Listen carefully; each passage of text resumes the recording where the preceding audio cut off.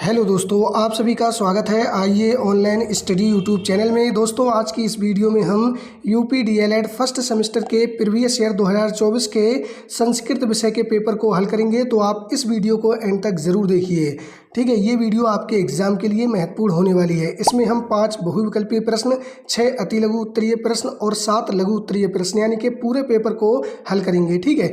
यहाँ पे आप देख सकते हैं बहुविकल्पीय प्रश्न। पहला प्रश्न पूछा गया है, मार्गशीर्ष शब्द किस महीने का बोधक है? क्वार, माघ, अघन या पूस? तो इस प्रश्न का सही आंसर हो जाएगा ऑप्शन सी, अघन, ठीक है।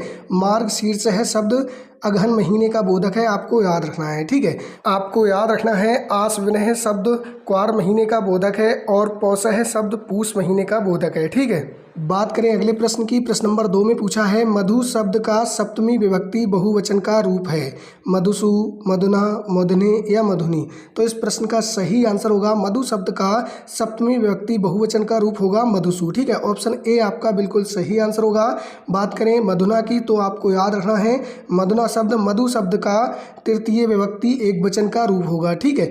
बात करें मधुने की, तो ये चतुर्थी विभक्ति एक वचन का रूप है। तो इस प्रश्न का सही आंसर कौन सा है? ऑप्शन ए हो जाएगा, ठीक है। बात करें अगले प्रश्न की। प्रश्न नंबर 3 में पूछा है, संस्कृत में वचन कितने प्रकार के होते हैं? 2, 3, 4 या 1? तो इस प्रश्न का सही आंसर हो जाएगा संस्कृत में वचन 3 प्रकार के होते हैं, यानी कि ऑप्शन बी आपका सही आंसर होगा।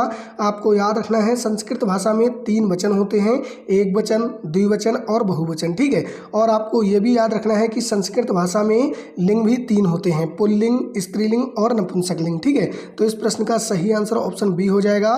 दोस्तों, यदि अभी तक आपने वीडियो को लाइक नहीं किया है तो वीडियो को लाइक ज़रूर कर दीजिए। बात करें अगले प्रश्न की। प्रश्न नंबर 4 में पूछा है, संस्कृत विश्व की प्राचीनतम भाषा है, वाक्य के किस पद में संबंध कारक है? प्राचीनतम में, संस्कृत में, भाषा में या विश्व की? तो यहाँ पे आप देख सकते हैं विश्व के साथ की लगा हुआ है, ठीक है। यहाँ पे भाषा के साथ संबंध दर्शा रहा है, तो क्या हो जाएगा? विश्व की, यानी कि विश्व की। इसमें कौन सा कारक होगा? संबंध कारक, ठीक है। ऑप्शन डी आपका बिल्कुल सही आंसर होगा इस प्रश्न का। बात करें अगले प्रश्न की। प्रश्न नंबर 5 में पूछा है, गेहूं को संस्कृत में कहते हैं गोधूम, व्रीहि, आड़की या मासह? तो इस प्रश्न का सही आंसर होगा गेहूं को संस्कृत में कहते हैं गोधूम, ठीक है। आपको याद रखना है व्रीहि चावल को कहते हैं, आड़की अरहर को कहते हैं और मासह उड़द को कहते हैं, ठीक है। तो ये आपके 5 बहुविकल्पीय प्रश्न पूछे गए थे 2024 में। बात करें अगले प्रश्न की, तो यहाँ पे आप देख सकते हैं अति लघु उत्तरीय प्रश्न। पहला प्रश्न है, किन्हीं 5 पशुओं के नाम संस्कृत में लिखिए। आपको संस्कृत में 5 पशुओं के नाम लिखने हैं, ठीक है। तो आपको जो भी याद है वो आप लिख सकते हैं। यहाँ पे आंसर है 5 पशुओं के नाम संस्कृत में निम्नलिखित हैं। पहला है श्वानः यानी कि कुत्ता, दूसरा है मृगः यानी कि हिरण, तीसरा है गर्दभः यानी कि गधा, चौथा है गजा यानी कि हाथी, 5वां है अश्वः यानी कि घोड़ा, ठीक है। ये 5 पशुओं के नाम संस्कृत में लिखे हैं। बात करें अगले प्रश्न की। प्रश्न नंबर 7 में पूछा है, अधोलिखित संख्याओं की संस्कृत में लिखिए। यहाँ पे आपको संख्याएं दी गई हैं जिन्हें आपको संस्कृत में लिखना है, ठीक है। संख्या है 8, 16, 20 और 3। तो 8 को संस्कृत में अष्ट कहते हैं, ठीक है। 16 को षोडश और 20 को विंशति और 3 को त्रीणि, ठीक है। तो यहाँ पे आप देख सकते हैं 8 अष्ट हो जाएगा, षोडश यानी कि 16, विंशति यानी कि 20, त्रीणि यानी कि 3, ठीक है। दोस्तों, आपको 1 से लेकर 100 तक की संख्याओं को जरूर पढ़ लेना चाहिए, ठीक है। बात करें अगले प्रश्न की। प्रश्न नंबर 8 में पूछा है, उद्योगिनम पुरुष सिंह मुपैति लक्ष्मी का हिंदी में अर्थ लिखो। तो आंसर हो जाएगा उद्योगिनम पुरुष सिंह मुपैति लक्ष्मी का हिंदी में अर्थ है, जो पुरुष परिश्रमी, उद्यमी और सिंह के समान पराक्रमी तथा साहसी होता है, लक्ष्मी यानी कि धन समृद्धि उसी को प्राप्त होती है, ठीक है। तो जो पुरुष परिश्रमी यानी कि मेहनती, उद्यमी और सिंह के समान पराक्रमी तथा साहसी होता है, लक्ष्मी यानी कि धन समृद्धि उसी को प्राप्त होती है, ठीक है। ये इस सूक्ति का हिंदी में अर्थ हो जाएगा। बात करें अगले प्रश्न की। प्रश्न नंबर 9 में पूछा है, पठ धातु का लट लकार यानी कि वर्तमान काल, ठीक है, मध्यम पुरुष का तीनों वचनों में रूप लिखिए। तो आंसर हो जाएगा पठ धातु का लट लकार यानी कि वर्तमान काल में मध्यम पुरुष का तीनों वचनों में रूप होगा। एक वचन में होगा पठसी, द्विवचन में होगा पठतः और बहुवचन में होगा पठत, ठीक है। ये आपके पठ धातु के लट लकार मध्यम पुरुष के तीनों वचनों में रूप होंगे। बात करें अगले प्रश्न की। प्रश्न नंबर 10 में पूछा है, युष्मद् सर्वनाम शब्द का तृतीय विभक्ति के तीनों वचनों के रूप लिखिए। युष्मद् एक सर्वनाम शब्द है, इसके तृतीय विभक्ति के तीनों वचनों के रूप लिखने हैं। ठीक है, तो आंसर हो जाएगा युष्मत् सर्वनाम शब्द का तृतीय विभक्ति के तीनों वचनों के रूप निम्नलिखित हैं।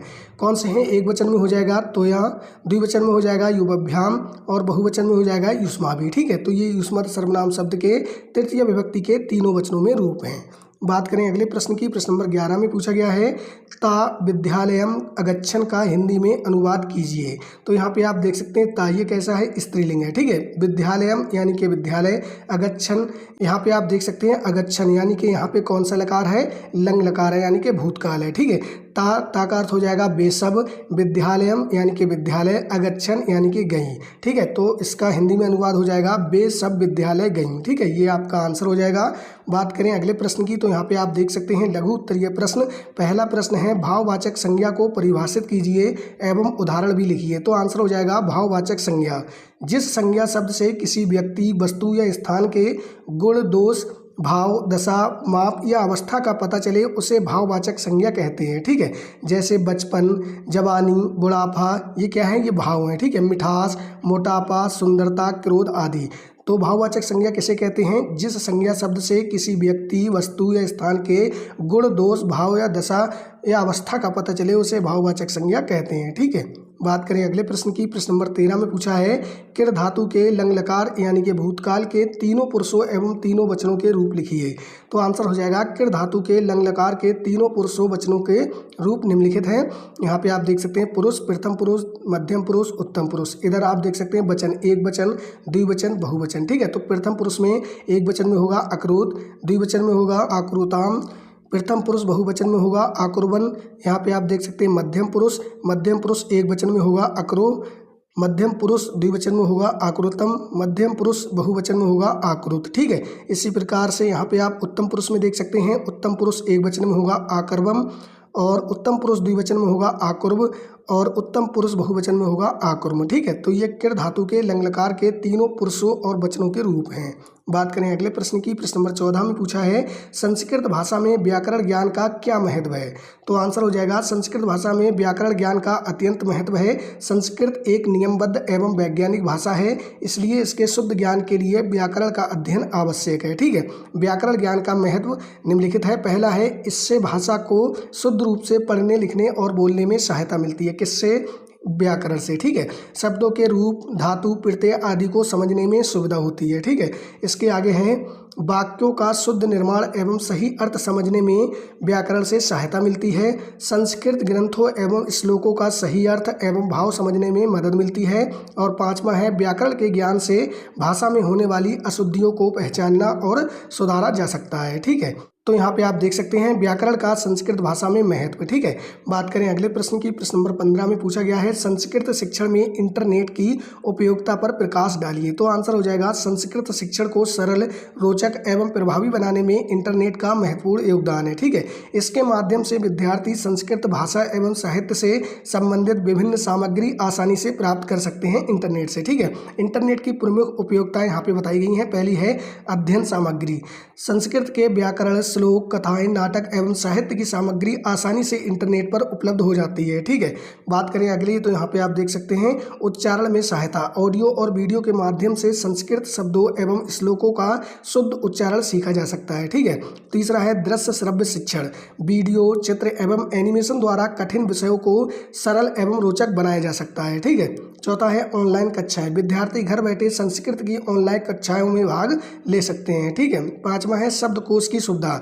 ऑनलाइन संस्कृत शब्दकोश से शब्दों के अर्थ, रूप एवं प्रयोग की जानकारी शीघ्र प्राप्त की जा सकती है। ठीक है, जो भी शब्द हमें नहीं पता है हम इंटरनेट से सर्च कर लेते हैं और उसे समझ लेते हैं। तो यहाँ पे आप देख सकते हैं संस्कृत शिक्षण में इंटरनेट की उपयोगिता। ठीक है, बात करें अगले प्रश्न की। प्रश्न नंबर 16 में पूछा है निम्नलिखित वाक्यों को संस्कृत भाषा में अनुवाद करो। आपको 4 वाक्य दिए गए हैं, इन्हें आपको क्या संस्कृत में बदलना है। ठीक है, पहला है हरि को नमस्कार है। तो यहाँ पे आप देख सकते हैं नमा शब्द के योग में चतुर्थी विभक्ति लगती है। ठीक है, तो यहाँ पे हरि शब्द की चतुर्थी विभक्ति होगी हरे। ठीक है, तो वाक्य बनेगा हरे नमः। ठीक है, दूसरा है यहाँ पे वह घर जाती है, तो इसका संस्कृत में बनेगा सा गृहम गच्छति। क्योंकि दोस्तों यहाँ पे आप देख सकते हैं वह घर जाती है, स्त्रीलिंग में है, ठीक है। और बाक आपका लट लकार में है, तो यहाँ पे एक वचन गम धातु प्रथम पुरुष में क्या बनेगा, गच्छति, ठीक है। तो इसका अनुवाद हो जाएगा सा गृहम गच्छति, ठीक है। तीसरा वाक्य है हम दोनों पढ़ते थे, तो ये जो वाक्य है ये आपका लंग लकार यानी कि भूतकाल में है, ठीक है। हम दोनों का हो जाएगा आवाम और पढ़ते थे, तो यहाँ पे क्या हो जाएगा, पट धातु का उत्तम पुरुष द्विवचन रूप होगा आपठाव, तो यह आपका वाक्य बन जाएगा आवाम आपठाव, ठीक है। चौथा है वृक्ष से पत्ते गिरते हैं, तो जब कोई वस्तु में अलगाव का भाव होता है तो वहाँ पे पंचमी विभक्ति लगती है, ठीक है। तो यहाँ पे हो जाएगा वृक्षात पत्राणी पतंती, तो यहाँ पे आप देख सकते हैं क्या है, कर्ता बहुवचन है और वाक्य लट लकार में है, तो यहाँ पे प्रथम पुरुष बहुवचन में क्या बनेगा, पतंती, ठीक है। तो वृक्षात पत्राणी पतंती, तो ये आपके 4 वाक्य हो जाएंगे संस्कृत भाषा में, ठीक है। बात करें अगले प्रश्न की, तो यहाँ पे आप देख सकते हैं प्रश्न नंबर 17 में अधोलिखित श्लोक का हिंदी में भावार्थ लिखिए। आपको एक श्लोक दिया गया है, इसका भावार्थ आपको लिखना है, ठीक है। श्लोक है अभिवादनशीलस्य नित्य वृद्धोपसेविनः चत्वारि तस्य वर्धन्ते आयुर्विद्या यशोबलम, यानी कि जो व्यक्ति प्रतिदिन बड़ों और वृद्धजनों का आदर अभिवादन तथा उनकी सेवा करता है उसकी आयु विद्या यश और बल, यानी कि ये चारों गुण स्वतः ही बढ़ते जाते हैं, ठीक है। तो जो व्यक्ति प्रतिदिन बड़ों और वृद्धजनों का आदर अभिवादन तथा उनकी सेवा करता है उसकी आयु विद्या यश और बल, ये चारों गुण स्वतः ही बढ़ते जाते हैं, ठीक है। आयुर्विद्या यशो बलम, ठीक है। बात करें अगले प्रश्न की, यानी कि आज की वीडियो के अंतिम प्रश्न की पूछा गया है संस्कृत भाषा शिक्षण में आदर्श वाचन के महत्व पर प्रकाश डालिए। तो आंसर हो जाएगा आदर्श वाचन। आदर्श वाचन किसे कहते हैं, शिक्षक द्वारा संस्कृत पाठ का शुद्ध उच्चारण, उचित गति, स्वराघात, विराम एवं भाव के साथ वाचन करना जिसका अनुकरण विद्यार्थी करते हैं, ठीक है, उसे आदर्श वाचन कहते हैं। आदर्श वाचन के प्रमुख महत्व हैं, विद्यार्थियों को शुद्ध उच्चारण सीखने में सहायता मिलती है, ठीक है। शुद्ध उच्चारण सीखने में सहायता मिलती है विद्यार्थियों को, क्योंकि जब शिक्षक शुद्ध उच्चारण करेंगे तो बच्चे भी उनका अनुकरण करेंगे और वैसे ही सीखेंगे, ठीक है। दूसरा है स्वर, मात्रा, बलाघात एवं विराम का उचित ज्ञान होता है, ठीक है, आप देख सकते हैं। तीसरा है विद्यार्थियों में श्रवण यानी कि सुनने एवं वाचन यानी कि पढ़ने के कौशल का विकास होता है। चौथा है संस्कृत के कठिन शब्दों श्लोकों का सही उच्चारण सीखने में सहायता मिलती है, किससे, आदर्श वाचन से, ठीक है। पांचवा है उचित गति और भाव के कारण पाठ का अर्थ एवं भाव स्पष्ट होता है, ठीक है। छठा है विद्यार्थी शिक्षक के वाचन का अनुकरण करके शुद्ध एवं प्रभावपूर्ण वाचन करना सीखते हैं, ठीक है, सबसे महत्वपूर्ण है, क्योंकि जैसे जैसे शिक्षक सिखाते हैं वैसे ही अभ्यर्थी सीखते हैं, ठीक है। तो विद्यार्थी शिक्षक के वाचन का अनुकरण करके शुद्ध एवं प्रभावपूर्ण वाचन करना सीखते हैं, ठीक है। दोस्तों यदि वीडियो अच्छी लगी हो तो वीडियो को लाइक कर दीजिए और चैनल पर नए हैं तो चैनल को सब्सक्राइब कर लीजिए।